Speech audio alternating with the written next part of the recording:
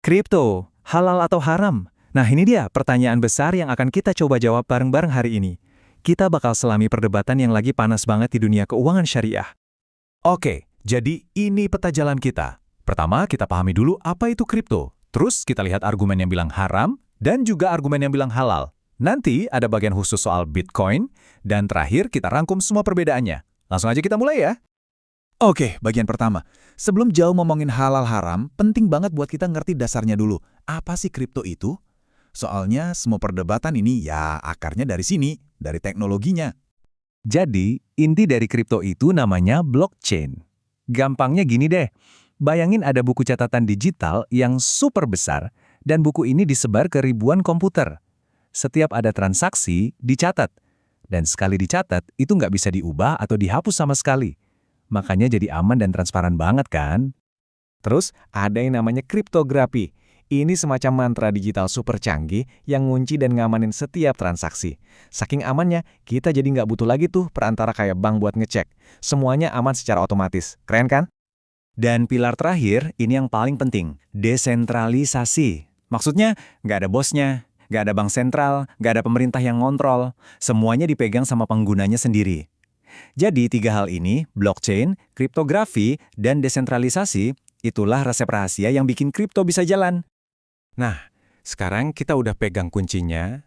Dengan pemahaman teknologi tadi, yuk kita masuk ke dagingnya. Kita mulai dari sisi yang kontra, yang bilang kripto itu haram. Kenapa bisa begitu? Apa sih alasannya? Oke, jadi dari perspektif ini ada 3 poin besar yang jadi masalah. Pertama, nggak ada serah terima yang nyata. Kedua, dianggap judi. Dan ketiga, katanya nggak ada manfaatnya. Coba kita kupas satu-satu ya. Kita mulai dari soal serah terima atau takobut. Analoginya gampang banget. Bayangin kamu beli BPKB motor seharga 10 juta, tapi motornya nggak dikasih. BPKB-nya doang buat apa kan? Nggak ada gunanya. Nah, token kripto itu dianggap kayak BPKB itu, cuma secari kertas digital tanpa aset nyata di baliknya. Nah, dari situ, nyambungnya ke poin kedua. Ini jadi kayak judi atau maisir. Kenapa? Ya karena nggak ada barangnya. Jadinya cuma uang ditukar uang. Persis kayak kutipan dari Ibnu Abbas ini. Transaksinya cuma tebak-tebakan harga, naik atau turun. Dan spekulasi murni seperti itu, dalam Islam jatuhnya ke judi. Tapi tunggu dulu. Ini kan dunia digital, emangnya serah terima itu harus selalu megang barang fisik? Nah, pertanyaan ini penting banget. Karena inilah yang jadi pintu masuk ke argumen dari sisi seberang. Ya kita lihat. Oke, sekarang kita balik koinnya. Ada juga pandangan yang bilang, jangan salah, kripto itu kalau dipahami dengan benar, justru bisa banget kok sejalan sama syariah. Gimana ceritanya? Nah, kuncinya ada di sini, di cara kita memandang serah terima. Ada yang namanya serah terima fisik atau hakiki, ini kayak kita serahin kunci mobil ya.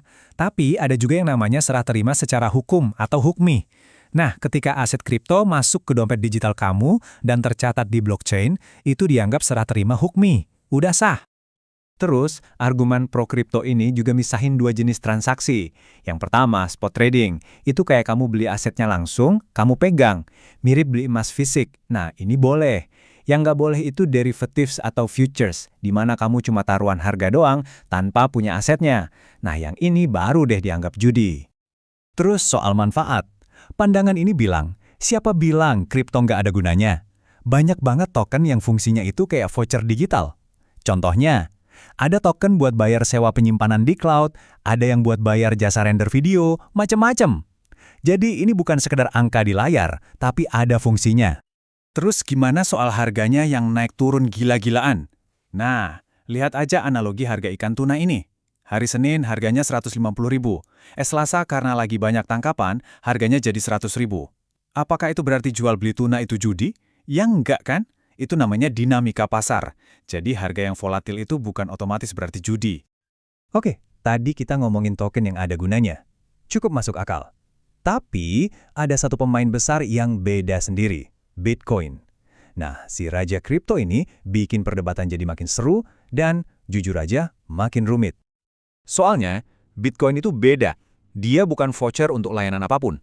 Dia juga bukan perwakilan dari emas fisik. Bitcoin ya, Bitcoin. Aset moneter digital murni.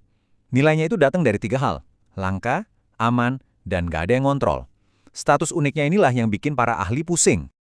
Oke, kita udah dengerin argumen dari kubu pro dan kontra. Biar lebih jelas, sekarang kita coba jajarin keduanya. Kita lihat langsung, di mana sih titik-titik perbedaan paling mendasarnya? Nah, di tabel ini kelihatan jelas banget bedanya. Soal serah terima misalnya, satu sisi bilang harus fisik, sisi lain bilang, digital juga sah kok, yang penting tercatat. Begitu juga soal aset dan judi. Jadi kelihatan kan, ini bukan soal teknologinya salah atau benar, tapi lebih ke soal gimana kita menerapkan prinsip-prinsip fik yang udah ada ribuan tahun ke sebuah teknologi yang baru muncul kemarin sore. Jadi kesimpulannya apa ya? Ya, perdebatan ini belum ada finalnya. Ini adalah pertarungan atau mungkin lebih tepatnya dialog antara tradisi dan inovasi.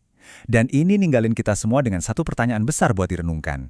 Gimana caranya prinsip-prinsip abadi yang kita yakini bisa jadi kompas di tengah belantara teknologi baru yang liar ini?